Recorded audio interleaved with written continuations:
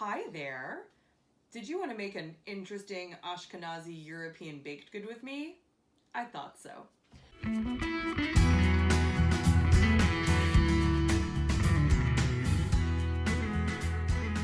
Welcome. Today we're going to make babka. It's just fun to say. You can go ahead and try it. Babka actually ties into a lot of stuff to do with family. The origin of the name comes from the same root word where we get the word bubi from, which is actually a term for grandmother in a lot of Eastern European countries and Ashkenazi Judaism. This is here. So, babka is an enriched dough, kind of like challah, but it's also a little bit of like a cinnamon roll and a little bit of a cake. So we're going to do a big recipe, and I'll break it up into 3 parts that will hopefully be easy to follow. First, we're going to start with the dough. Right, so to make this recipe, you're going to need a 1.5 cups of warmed milk. You're going to need about 2 teaspoons of yeast, which we're going to start off by adding to our milk.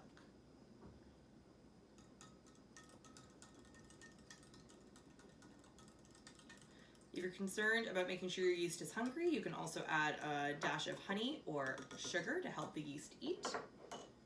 You're going to need teaspoon of salt, teaspoon and a half of vanilla, whole cup of butter. You're going to need 5 eggs.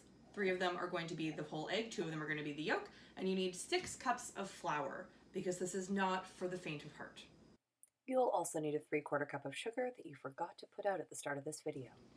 So of your 5 eggs, you want to crack 2 with the whites, 2 without the whites, so just the yolks is the other way to say that, and 1 in a separate bowl that you will use as an egg wash later. Don't make the mistake of putting them all in one bowl and having to scoop one out. You wouldn't want to have to do that. That would be terrible. From here, you're going to mix your eggs, sugar, and vanilla on low. And then when your yeast is nice and frothy, you're going to add it in so that you're basically getting all your wet ingredients together. And then you can start adding those dry ingredients. So if you're using a stand mixer now is when you're going to add your flour. You just want everything to get kind of combined, and as soon as all your flour is in, you're going to actually turn off your mixer and switch to your dough hook. If you're doing this by hand, you don't have to be nearly so quick on the draw here. You can just slowly add your flour and begin kneading as stuff comes together. I also just want to take a second to add that you don't actually have to do this with a stand mixer.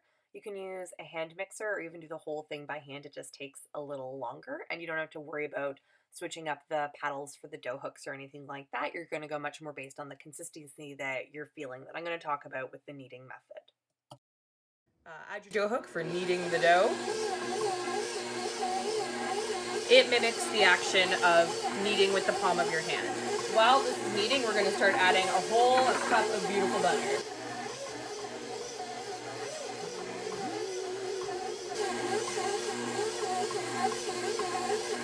And this bad boy is actually going to do his thing for about 10 whole minutes. So we're actually going to stop this one a little bit early so I can show you the kneading method you would do if you were doing this by hand. That, yeah. Okay, so this is kind of what we want our dough to start looking like. It's soft and sticky, but it's not quite smooth yet. If you were doing this by hand, it's going to go through basically a slow, sticky transformation, and you can't knead it like normal bread. So you do what's called the slap and fold. So you actually go smack and fold. If you have a bench scraper, that's great to help gather all the pieces because you want to work with an unfloured work surface.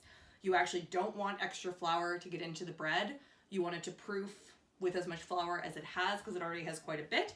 So using a spatula or a big bench scraper, you're going to slap and fold. And see how it's already getting smoother on top from my slap and fold. And we're seeing those ribbons of gluten forming.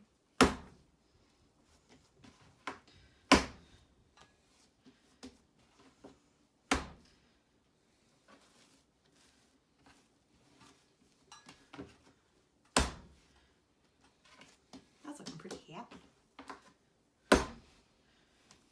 Okay. Once your dough is looking smooth on top, you're ready to move it to a greased bowl. Cover it with plastic wrap or a hair cap, or put it in a Ziploc bag and set it aside to rise for about an hour. Okay, while your dough is resting, it's a perfect time to make the filling. You can also make this ahead of time and keep it in the fridge until you're ready to use it. We're gonna make it right now. So for this, you can, in theory, make your own type of filling. You can use cinnamon sugar, nuts, peanut butter, get modern, get fancy.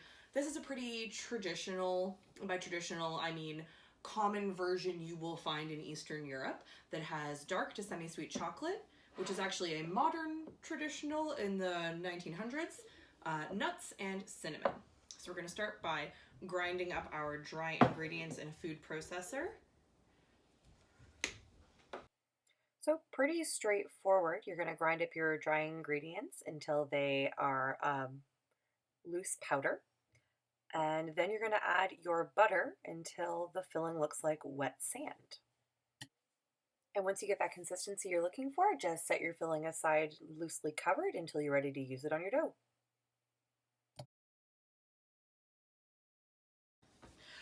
Also, while your dough is rising and becoming a happy chappy, you can make your streusel, which is basically an icing sugar crumb that goes on top of baked goods.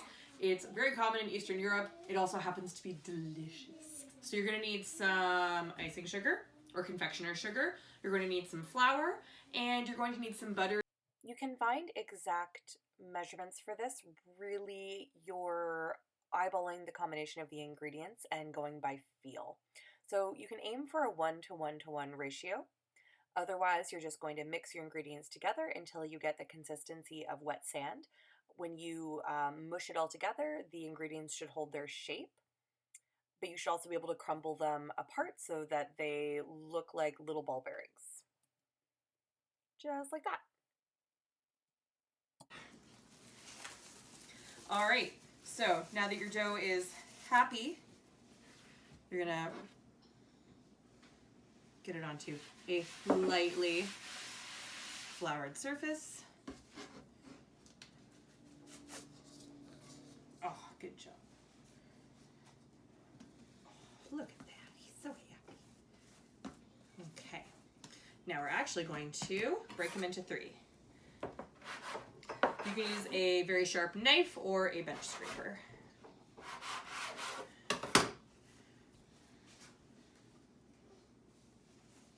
All right, now this guy here, you want to roll out to roughly 16 by 16.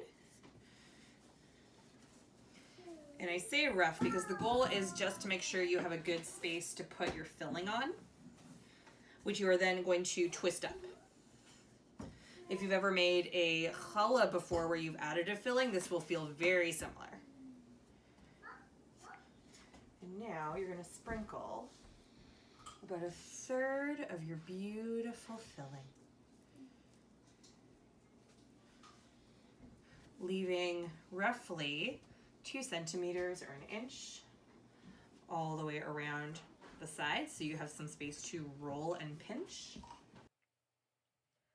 Around the edges, you want to make sure that you brush on an egg wash.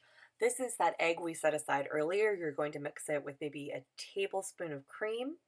It's just helping seal as we roll up our dough. You're going to roll it up as tightly as possible without tearing the pastry. If you've ever made a cinnamon roll before, it's going to feel quite similar to that. The only difference is once we've rolled it up, we're not going to slice anything. Instead, we're going to pinch the ends so nothing comes out. And then we're actually going to give a great twist to our dough. And you're actually trying to get 5 or 6 twists in there. This is going to give a signature swirl to your babka that it's so famous for. So just keep twisting all the way down without tearing the dough if you can. And then you're going to fold it in half. So the 2 ends meet and wrap around each other. From here, you can put either just the one babka in a 9-inch loaf pan. You can also repeat the same process with your other 2 blobs of babka and add them in as well to make 1 mega babka. Otherwise, just put some egg wash on and sprinkle about 1/3 of your streusel. That's what I'm going to do today just to demonstrate. You can even set aside those other 2 pieces of dough in the fridge or make them into separate loaves if you don't want to do the jumbo babka. So I'm just adding that streusel.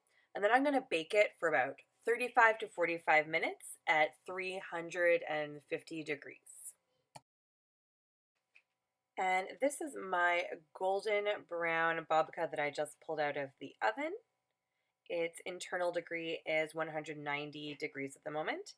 And after it cools, when you slice into it, you're going to get a signature babka swirl. This is what all of our beautiful twisting and folding was doing. It was making these layers of chocolatey cinnamon walnut filling that is truly just delicious. So that there is babka. I do hope you try it for yourself, and I hope that you enjoyed this video. Lehitraot.